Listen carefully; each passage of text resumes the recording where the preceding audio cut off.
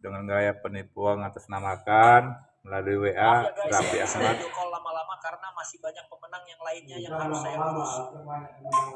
Oke, untuk selanjutnya pihak pemenang diwajibkan untuk menyelesaikan biaya pengaktifan yang tertera pada surat yang saya kirimkan di bawah ini. Silakan Anda baca suratnya sampai selesai. Mohon maaf, sekarang saya jelaskan. Di sini pihak pemenang harus melakukan biaya pengaktifan hadiah terlebih dahulu, tetapi di sini Anda tenang saja.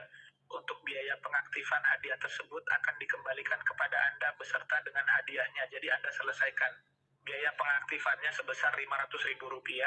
Setelah itu saya akan transfer ke kamu sebesar Rp100.500.000. Oke. Mohon maaf, sekarang saya pertanyakan kamu bersedia atau tidak untuk menyelesaikan biaya pengaktifannya. Tolong dikonfirmasikan karena saya di sini mau mengurus pemenang yang lainnya karena pemenang bukan kamu saja. Hati-hati bila Anda mendapat dengan informasi seperti ini.